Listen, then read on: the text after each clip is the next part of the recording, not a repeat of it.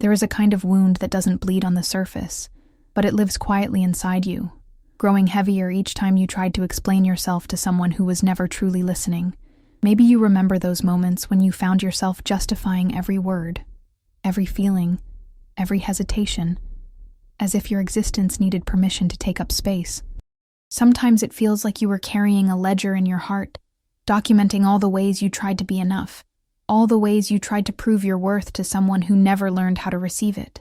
And in this silent accounting of your efforts, something essential began to fade. The memory of who you were before you believed you had to be so accommodating to deserve love. Louise Hay once shared a sentence that feels like a small, luminous seed planted deep inside us. I am willing to release the pattern in me that created this condition. You may not have known it then, but every time you pleaded for understanding or tried to mend a bond with your explanations, you were feeding a pattern that said your voice had to earn its right to be heard. You were offering parts of yourself as payment for scraps of validation, hoping that if you explained just one more time, he might finally see you. But the truth is, no matter how many ways you tried to wrap your heart in clarity, it was never your job to make him ready to receive it. You might be wondering if silence is just another form of punishment, a cold wall meant to keep everything out. But there is a difference between silence as a weapon and silence as an act of devotion to your own spirit. There is a kind of quiet that doesn't come from bitterness. It comes from a place deeper than words, from a soft but unshakable awareness of your own worth. That quiet is not a withdrawal from life, but a return to yourself. It is the space where you no longer feel compelled to prove anything, not because you don't care, but because you finally understand that dignity and explanation are not the same. When you sit in this silence, you may feel waves of doubt rising, old fears whispering that your voice was the only thing keeping you connected. But there is something almost holy about refusing to keep talking, just to avoid discomfort. There is a courage in letting your absence become the mirror that reflects what your words never could.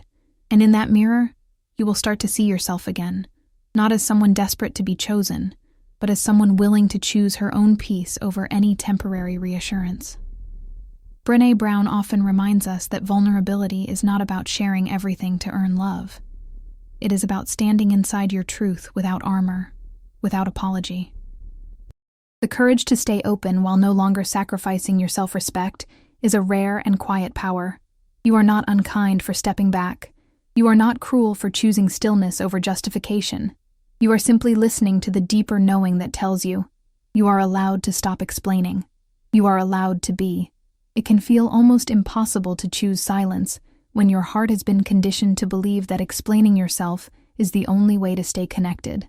There is a special kind of exhaustion that comes from being the one who always reaches out, the one who smooths over misunderstandings, the one who crafts careful sentences late at night, hoping that if you could just say it the right way, something in him would finally awaken to the truth of how much you cared.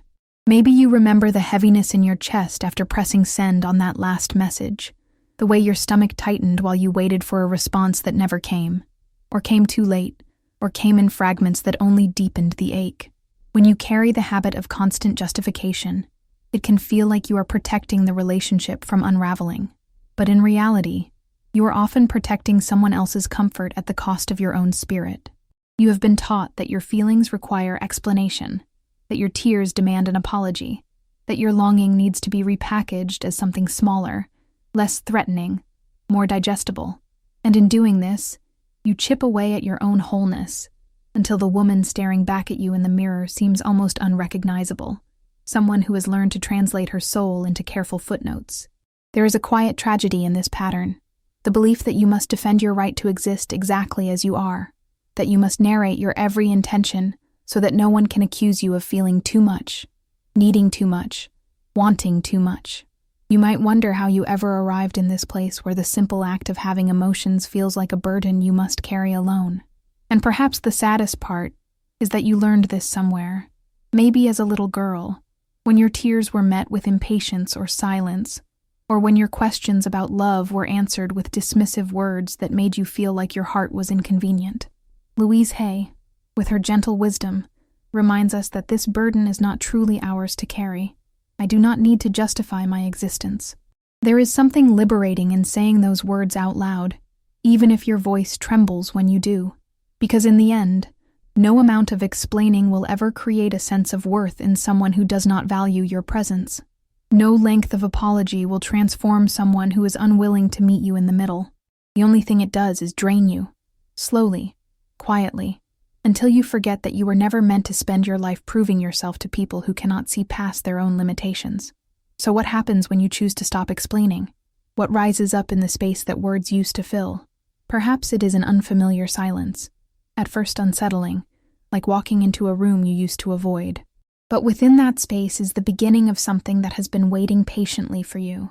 The remembrance that you are already enough, without justification, without defense, without the endless recounting of your reasons to be loved. There is a moment when the silence you have been avoiding becomes the loudest thing in the room. At first, it can feel unbearable, like the air itself has thickened, pressing against your chest in a way that almost makes you want to fill it with words again. You may feel 1,000 impulses rise up, to reach for your phone, to type out another explanation, to remind him one more time of everything you shared, of everything you still carry in your heart. But if you pause long enough to listen beneath the urgency, you might notice something unexpected. That silence, the one you believed would make you invisible, is actually revealing the truth more clearly than any sentence ever could. When you stop speaking to defend your worth, you create a space where your absence becomes a mirror that reflects his choices back to him without distortion, without the comforting cushion of your reassurances. And in that reflection, something begins to shift. Not necessarily in him, but within you. Because the absence of your words does not mean the absence of your dignity. It does not mean that you have surrendered, or that you care any less. It simply means you have chosen to stop feeding a cycle that only ever left you feeling empty. There is an aching beauty in the realization that you do not have to convince anyone to value you. You do not have to decorate your pain with perfect language so that it will finally be taken seriously. You can let the silence speak on your behalf. You can allow your stillness to become the testament to everything you tried to give, everything you hoped would be met with tenderness, everything you wished someone else could understand without your constant translation. And perhaps you will notice that in this quiet, there is a new kind of peace. It is not the peace of resolution or closure. Those things may still be far away, or may never come in the way you once imagined. It is the peace of no longer trying to control how your story is received. It is the peace of trusting that what you feel is valid, even if no one else ever acknowledges it. You may find yourself tempted to break the silence, to reach across the space with one more explanation. But sometimes, the most loving thing you can do for your own heart is to let the quiet remain. Because in that quiet, your worth is no longer up for debate. It simply exists, unspoken but undeniable, like a candle that keeps burning long after the room has emptied. Sometimes it is not the absence of love that keeps you talking, but the fear of what will happen when you finally stop. The fear that your voice was the only bridge between you and being forgotten. That if you dared to fall silent, he would simply move on, untouched by the enormity of what you shared. And perhaps even deeper than that, is the fear that your absence would confirm every hidden insecurity you carry, that you are replaceable, that your love was never as necessary as you believed. This fear does not come from nowhere. It is often born in the earliest moments of your life, when you first learned that connection sometimes depends on how small you are willing to make yourself. Maybe you were the child who swallowed her feelings because they were too big for the room. Maybe you were the little girl who learned to smile, even when something inside her was breaking, who learned to keep talking so no one would ever leave. And so, as a woman, you find yourself repeating a ritual that once kept you safe, but now only keeps you tethered to what no longer serves you. It is an almost invisible trap, the belief that your words are the glue holding everything together, that if you fall quiet, the love you were given will evaporate, or worse, reveal itself as something that was never real at all. But the truth is, no amount of explaining can convince someone to stay. No amount of pleading can make someone see your heart if they are committed to looking away. Sometimes, the only way to know whether a connection has roots is to stop watering it with your constant reassurances. When you feel that panic rising, the tightness in your chest, the ache in your throat, it is simply the echo of all the times you were made to believe that your needs were too much. It is the old fear of abandonment dressing itself up as urgency, insisting that you must speak or disappear. But you are no longer that little girl. trying to keep everyone close so she would not feel alone in the dark. You are a woman who has survived the emptiness that comes after giving too much. And in this moment, you are being invited to recognize that fear without obeying it, to witness it as a familiar but outdated story, to understand that the part of you that wants to fill the silence with words is only trying to protect you from the grief of letting go. And yet, there is a softer truth waiting beneath that grief. You are allowed to be loved without explaining yourself. You are allowed to be remembered without performing your worth. You are allowed to stand in the quiet and know that even if nothing changes, you did not abandon yourself to keep someone else comfortable. There will come a day, often when you least expect it, when he begins to feel the weight of your silence in a way that surprises him. Maybe it will arrive in the quiet hours of the night, when he reaches for his phone and realizes there is nothing waiting, no messages explaining your feelings, no reminders of your love, no small confession sent in the hope that he might finally understand. What he finds instead is a space that once was filled with your presence, now empty of your reassurance. And in that space, something begins to unravel inside him. It is not because you have tried to punish or manipulate. It is because he was accustomed to the comfort of your words. He relied on them to fill the emptiness he did not know how to name. He depended on your willingness to stay in the conversation long after it stopped honoring you. And when that conversation ends, he is left alone with what he created. The absence of your voice becomes an echo he cannot ignore. Somewhere in the back of his mind, there will be memories of your kindness, your vulnerability, the way you reached out even when you were tired of carrying it all by yourself. He will remember the times you softened your truth, so he would not feel threatened. The nights you stayed awake composing messages that tried to bridge a distance he never admitted was there. He will remember, and perhaps for the first time, he will begin to understand that your silence does not mean you stopped caring. It means you finally started caring enough about yourself to stop begging to be seen. Louise Hay offered a quiet blessing to those who have carried too much for too long. I am at peace with my own feelings. In the beginning, these words can feel almost impossible to believe. You might still feel the old ache, the desire to reassure him that you have not turned cold, that you still have love in your heart. But every time you allow your silence to stand without apology, you are teaching yourself that you do not need permission to honor your boundaries. And maybe he will never say it out loud, but somewhere he will feel the shift. He will feel that the story has changed, that the woman who once filled every gap with explanations has stepped back into her own center. And in that moment, he will be left to wonder why your absence feels heavier than all the words you once offered. There is something profoundly life-giving that happens when you withdraw the energy you once spent trying to be understood. At first, it can feel almost like a loss, as if you are surrendering a part of yourself that was essential to the relationship. But over time, you start to sense that what you thought you were giving to him was actually something you were borrowing, against your own reserves. The late-night texts, the constant explanations, the endless patience. All of it required you to abandon pieces of yourself, hoping that your sacrifice would be enough to inspire reciprocity. When you stop offering those pieces, something remarkable begins to happen. You start to feel your own energy returning, like water flowing back into a well that was left dry for far too long. There is a quiet relief in realizing you no longer have to perform the role of the caretaker of his insecurities. You no longer have to edit your truth to keep the peace. You no longer have to shape yourself around someone else's inability to meet you with the same depth you are offering.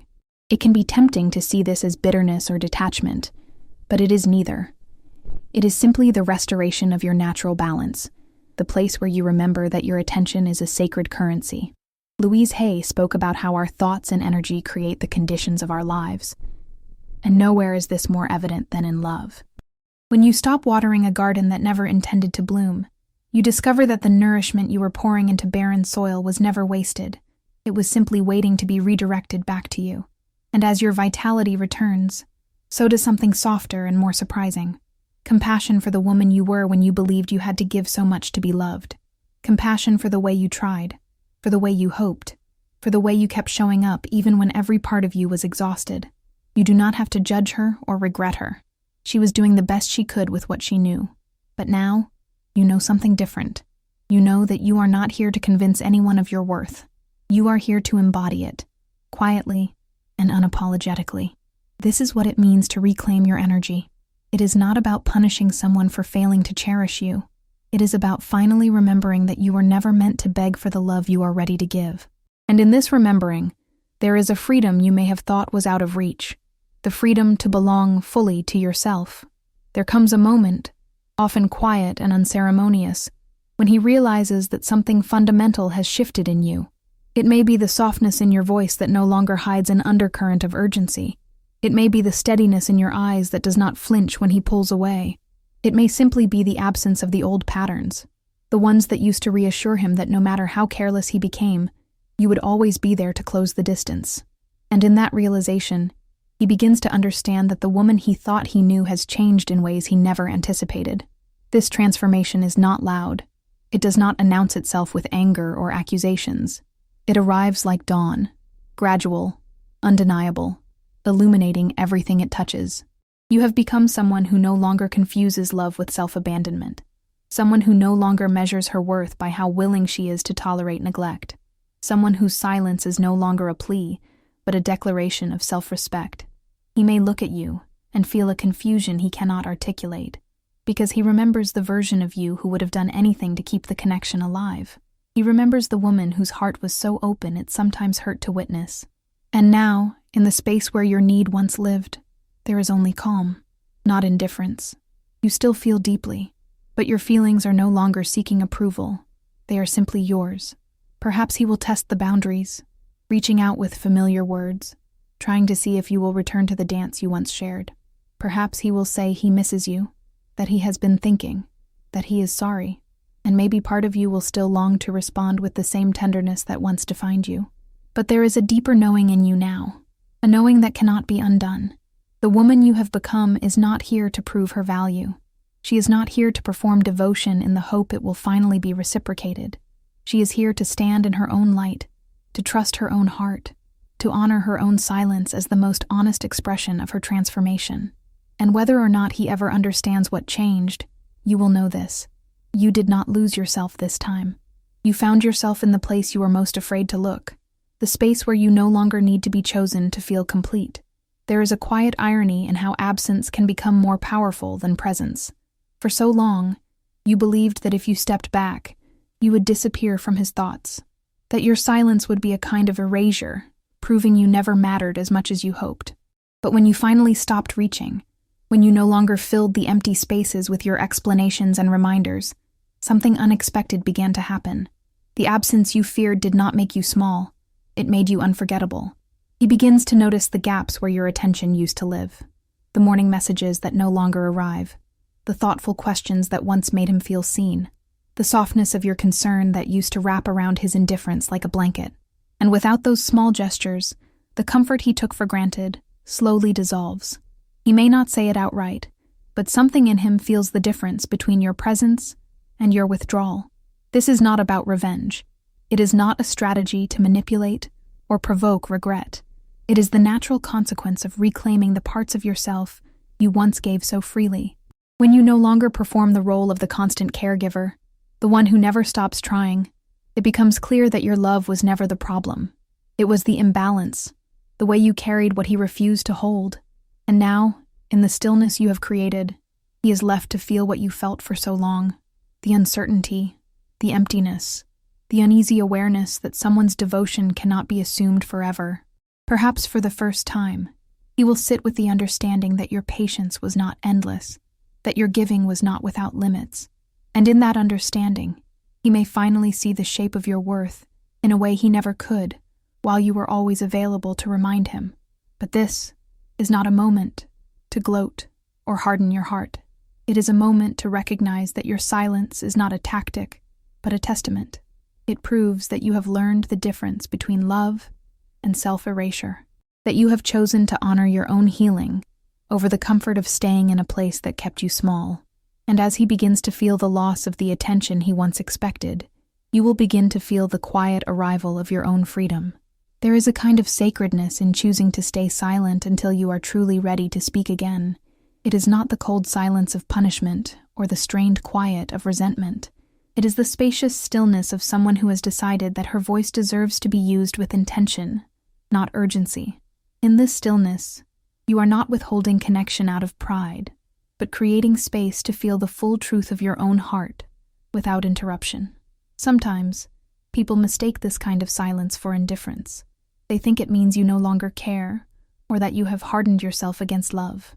But the opposite is true. This is a silence born from respect for your own spirit, your own needs, your own longing for something honest and reciprocal. It is a silence that says, I will not rush back into speaking simply to soothe someone else's discomfort while abandoning my own clarity. You may find yourself questioning when, or if, you will ever be ready to break the quiet. You might wonder whether there will come a day when you feel safe enough to open your heart in words again. But the truth is, there is no timeline for healing, no clock counting down the hours until you must return to who you used to be. The woman you are becoming will decide when it is time, if it is ever time. And she will know because her choice will not be born from fear or habit, but from a place of wholeness. Louise Hay spoke of creating healthy boundaries as an act of love, not only for others, but for ourselves. When you create these energetic limits, you are not closing the door to connection. You are simply choosing to let love find you in its most honest form, without demands, without performances, without the desperate need to prove your worth over and over again. Perhaps this is the most radical thing you have ever done, to allow yourself to remain silent until your heart feels safe, until your voice feels clear, until your spirit feels ready.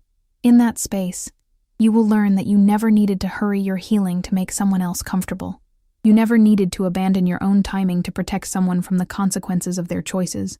You are allowed to wait as long as you need, and you are allowed to let your silence be the most faithful guardian of your integrity. There is a gentle power in acknowledging that you no longer have to explain why you chose yourself. It is not an act of defiance or rebellion. It is the quiet acceptance that the love you spent so long chasing was never meant to be earned through exhaustion. And as you stand in this new space, you begin to feel something you may have forgotten in the years you spent trying to be understood. Peace. A peace that doesn't depend on his approval or on the reassurance that he finally regrets taking you for granted. Louise Hay once offered these words as a kind of blessing for moments like this. I release all fears and doubts. I trust the process of life. There is so much tenderness in that sentence, so much compassion for the parts of you that still ache to be validated. And maybe you will always carry a small softness for what you shared, the memories, the laughter, the dreams you once built together. But now, you can hold those memories without letting them define your worth. You can remember the love without losing yourself in the story of it. You do not have to raise your voice to be heard. You do not have to justify the boundaries you needed to protect your spirit. Your absence, steady and unwavering, speaks all the truth that words could never fully contain. And if there is a part of you that wonders whether you were too much or not enough, remember this. The woman who stands in her own wholeness cannot be measured by someone else's limitations. She is not diminished by another's inability to recognize her value. She is simply herself, complete, luminous, and quietly unshakable. Brené Brown often says that vulnerability is our most accurate measure of courage. And there is no vulnerability more profound than allowing yourself to step back without resentment, to stand in your own light without apology, to trust that the right people will meet you there, without needing you to shrink to fit their comfort. A lighthouse never chases the boat. It stands still, and that is how it saves. Your silence is not a disappearance. It is a return. A return to the place where you remember that you were never here to beg for love. You were here to embody it. If this reflection has touched something true inside you, consider sharing this space with others who need the same gentle reminder. You can subscribe to this channel and join a community of women who are walking the same path of healing and self-respect. And when you're ready to continue this journey, you'll find another video waiting for you here on the screen, ready to guide you even deeper into your own freedom.